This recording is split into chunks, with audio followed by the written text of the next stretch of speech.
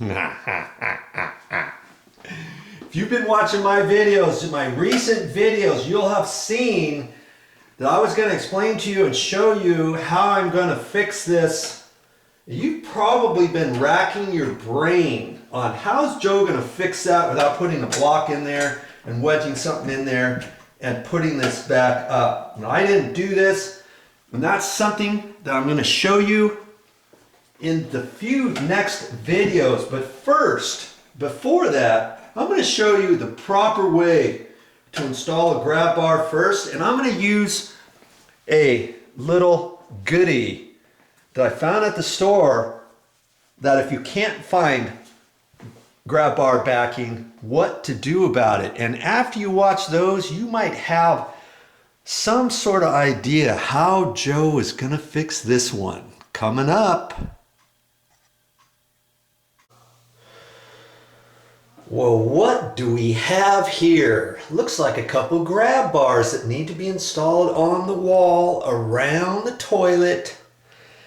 And my pops is getting up there in age and he needs a couple grab bars. And if you're older or you've got a handicapped person in the house, maybe it's time to help them out and install some grab bars.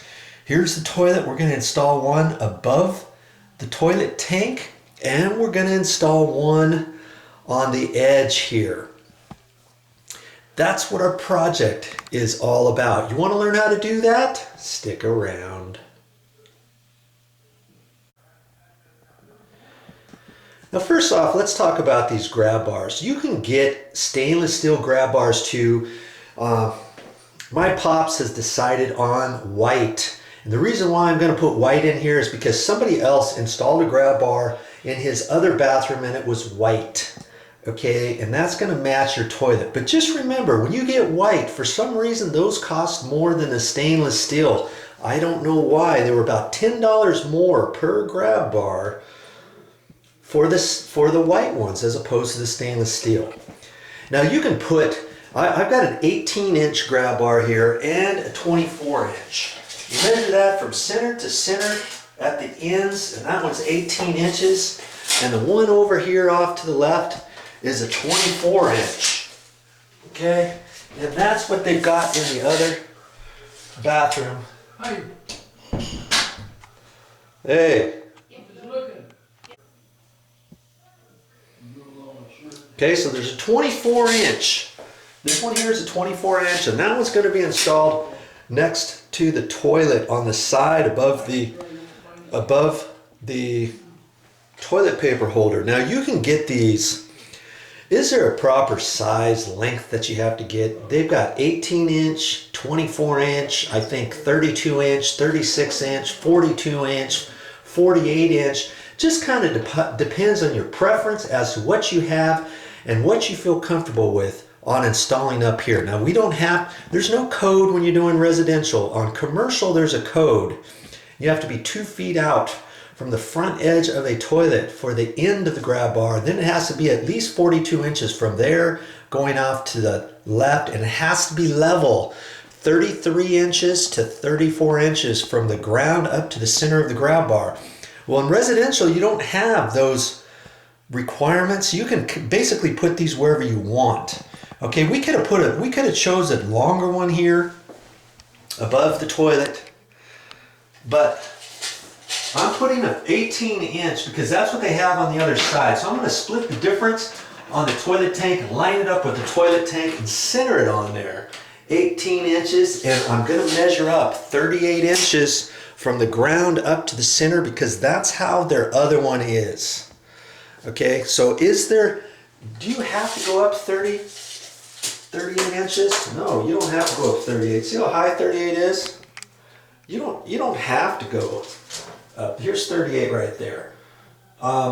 In commercial, it's 33 to 34. It's just a little bit above the toilet, but if you feel uncomfortable with that and grabbing it, or maybe you want to have a box like this or something like that still left there and still have the grab bar there, whatever the reason. But either way, I'm going to make this one 38 inches from the ground up. Okay, I'm going to show you, there's a few different ways to install those.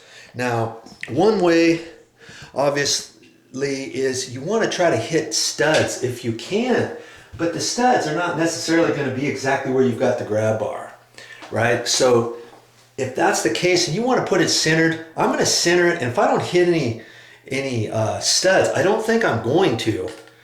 I'm just going to put it up there anyways. And I'll show you what I use. We're going to use some different anchors. So I'm going to show you a few different ones for this one above the toilet tank as opposed to the one over here on the side. This one on the side, I've never used these particular anchors that I'm going to show you, and I'm kind of anxious to see how those are going to work. Okay? So I guess we better get at it.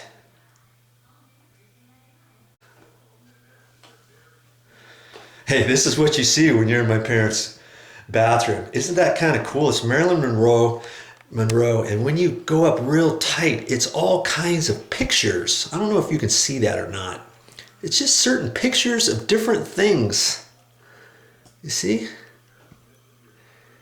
And when they put them all together, and you stand back far enough, look at that. That's kind of cool.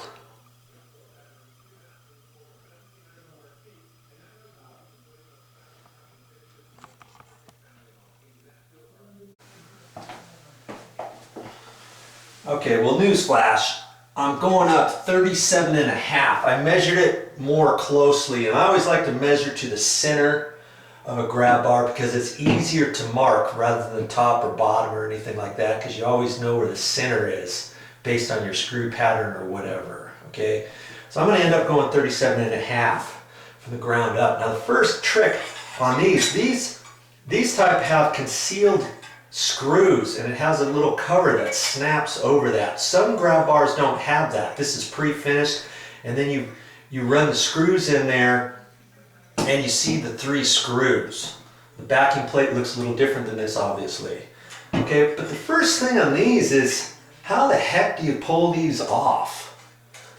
Because see, they twist on there, and there's some little nibs. There's 3 little nibs on here, and there's a little groove on the back side. You have to kind of line those up, because if you don't have it lined up, it's going to be real difficult to unsnap this. Okay, so I put it right there. I got to kind of push kind of hard on it, like that. Okay, that snaps off. Okay, so I want to get these all slid out, and I'm going to kind of look at this, and I'm going to center it on the toilet. I know the edge is going to be over to about there somewhere. Okay. Now, if you have a stud finder, you could find the studs with a stud finder. I'm going to show you a different way. I don't have the stud finder here, and if you don't have one, don't fret. You may not need one. Just start knocking on the wall. Hear how deep that is?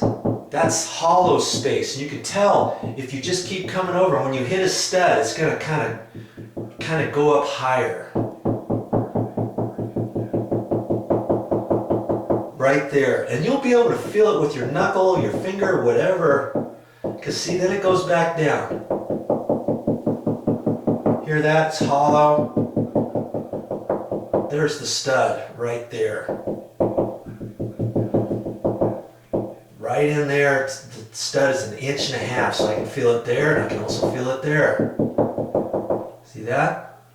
I know there's one there. Generally, they're 16-inch on center, but sometimes they have fire blocks in here, or different backing blocks for copper pipes and all that coming up through here. I see a water line coming up the wall, you know, for the toilet, so I gotta hope that I don't hit that. Usually they run the pipes back further than the edge of the stud or anything. See, right about there is where the other one is. See? So if I look at that and I measure over 16 inches, it's about right there, and that's where that next stud is. Okay, so either way, this is probably not going to hit either stud unless I move it over. If I move it over to there, I can hit one stud and I'm off the other one, right? But I don't want to do that. I want to center this. So this one, more than likely, I'm going to miss this stud over here with this last screw. I don't think there's a way I can put that in at an angle and hit that or whatever. Okay. I'm gonna line that up. So now I have to split the difference on the toilet tank from left to right. Then I can, once I get that, I can measure off the wall. Let's say over here, over to the edge of this edge, transfer my marks and all that kind of stuff. Main thing is I want it up 37.5 and centered. Okay, so I'm gonna measure that real quick and I'll get right back to you.